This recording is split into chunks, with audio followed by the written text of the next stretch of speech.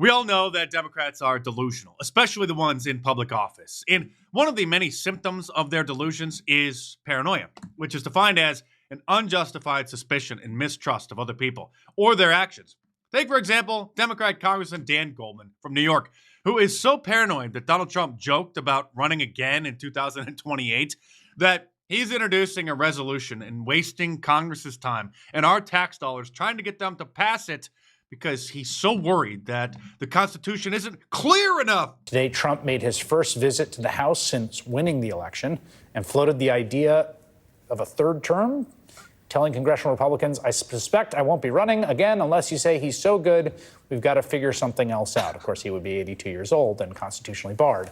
Of course, it was a joke, you moron. Republicans said he was joking, but we all know how Donald Trump jokes on the square. And so one congressional Democrat isn't taking any chances. Congressman Dan Goldman of New York plans to introduce a resolution clarifying the Constitution's two-term limit for presidents applies even if the terms are not consecutive. This man may be even more delusional than Maxine Waters, who, by the way, still is a seated member of Congress. Let me ask about this resolution. Isn't that already clear? Like, don't we already know that? Yeah. Yes, normal people do. It is very clear, which is why it should be very easy for every single Republican member of Congress to vote in favor of this resolution. But Donald Trump, as you point out, Chris, has joked, quote unquote, about many different things. The same thing has been happening. He has mentioned this over and over and over again for years now. And his jokes are not jokes. Nobody takes them as jokes. They are trial balloons. They are very intentionally designed to soften the response and then to normalize his unconstitutional and anti-democratic goals. This poor man has stage 4 terminal Trump derangement syndrome. This kind of nonsense you would usually only expect coming from the twits on TikTok. You would assume that a member of Congress would actually know better, but no, not only is he worried about it, he's introducing a resolution and wasting Congress's time in order to stop him.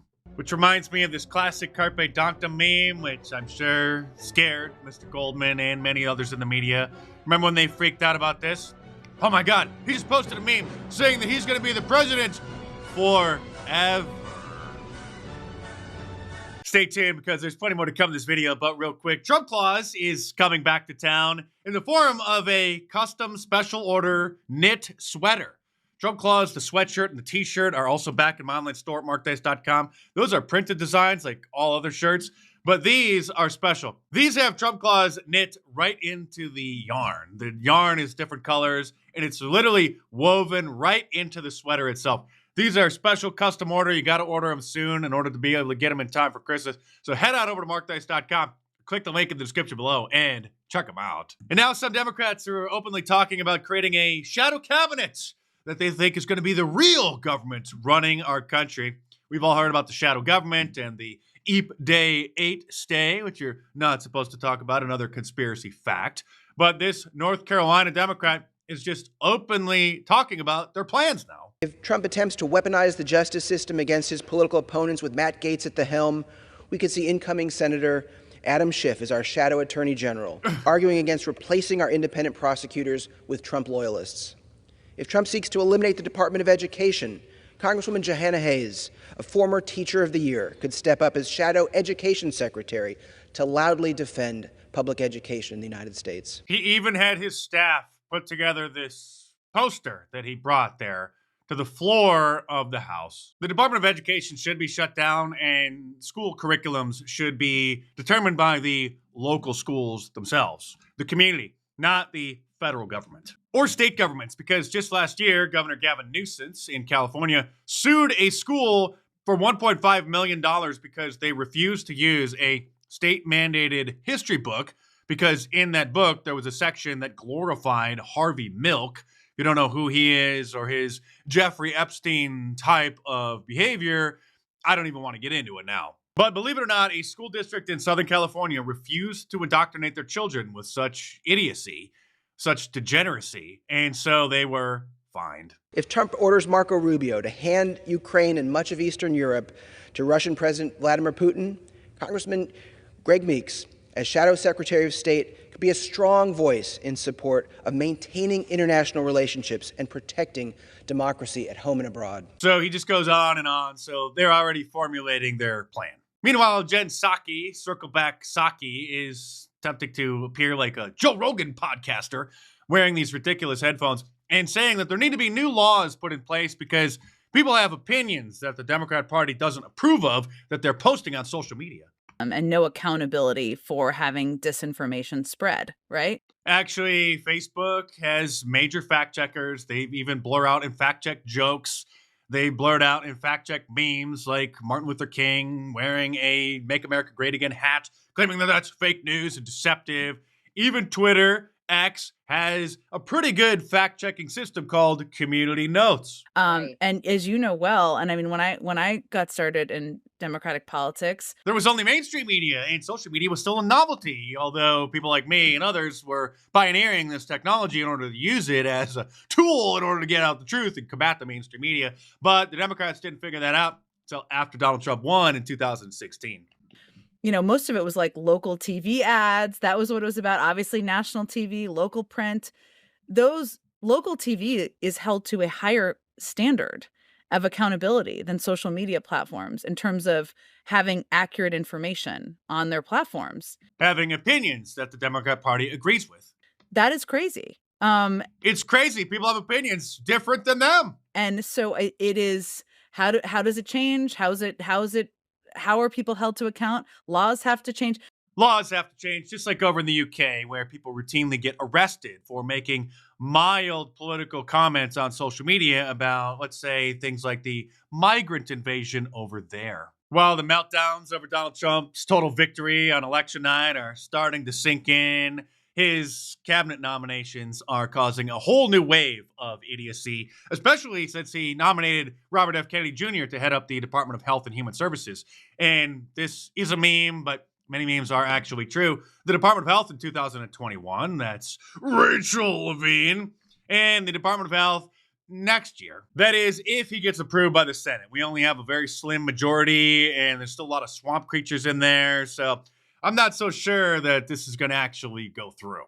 But there's nothing that they can do to stop President Trump's pick for the White House press secretary, Caroline Leavitt. A lot of people were expecting him to pick Kayleigh McEnany to bring her back. She was absolutely fantastic, as we all know. But I think Caroline Leavitt is going to give her a run for her money. It takes someone 5 minutes to Google Jake Tapper, Donald Trump, to see that Jake Tapper has consistently stop this interview if you're going to keep President attacking Trump my to Adolf Hitler. Ma'am, I'm going to stop this interview if you continue stating to attack my colleagues. Ma'am, we're going to end this interview if you continue to mention uncomfortable facts about this network.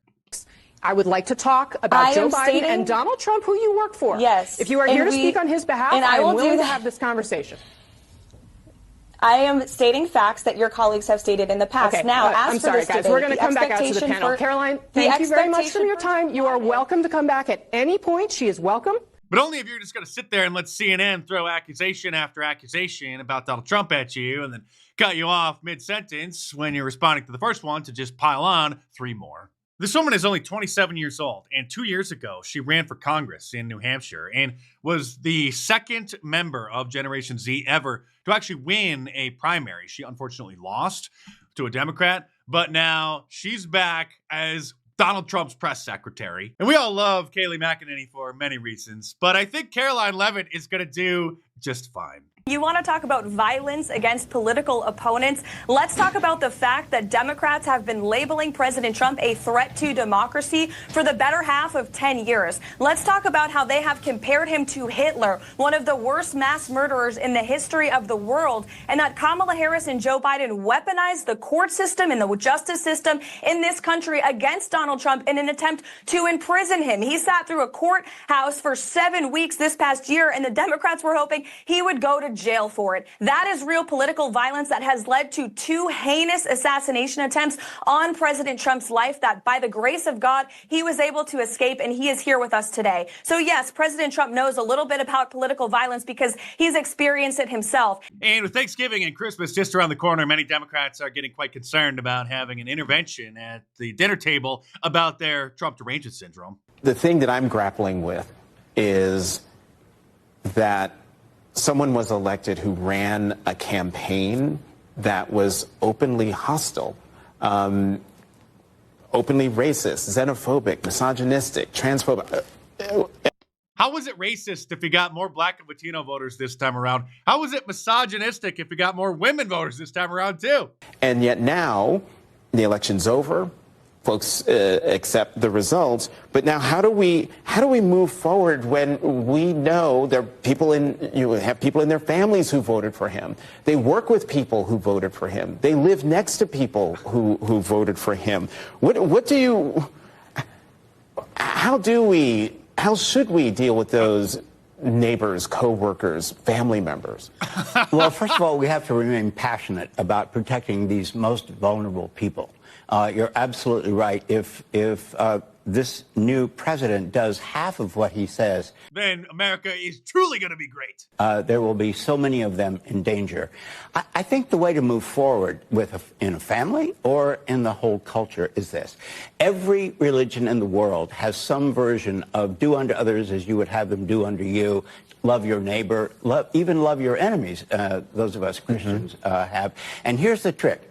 Loving has little to do with liking. You don't have to like someone to treat them like the child of God they are. You can argue with them, you can fight with them over all kinds of things, but you can't not treat them as a person of worth and respect that God created them to be.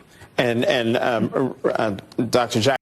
This poor clown is flabbergasted. He probably thought he was a Jehovah's Witness. He was going to say that you must cut off all contact with family members who voted for him and shun them forever because they're going to hell. Jehovah's Witnesses don't vote, by the way, and when somebody wakes up and finally leaves the cult, then their family members, if they're still in it, then completely cut off all contact because that person is evil now. And then there's this Democrat loser who lost a Senate race in Ohio, Rick Taylor, who says, my aunt called about Thanksgiving plans. During the conversation, she mentioned she voted for Trump. I told her my home is not open to traitors, and I would not go to theirs. I have no space in my life for those who could care less about the United States. She's upset. F-A-F-O. That means F around and find out. Saying that about his old family member. You would think that this is a parody account, but this guy actually is a Democrat, wannabe politician, and ran for Senate. But if you want to make Christmas dinner extra exciting this year, I think it's too late to order these and get them in time for Thanksgiving, but you can get Trump Claus by Christmas. The new Trump Claus sweater, the classic Trump Claus sweatshirt and t-shirt are back in markdice.com, but also the new special order custom Trump Claus sweater, which has Trump Claus woven into the yarn. So you got to order these as soon as possible to make sure you can get them in time for Christmas. They're available in red, green, and black, or the classic Trump Claus sweatshirt, which using rush shipping, you may actually be able to get it in time. I'm not making any promises, but you have to check in the shopping cart. So head on over to markdice.com or click the link in the description below and check them out.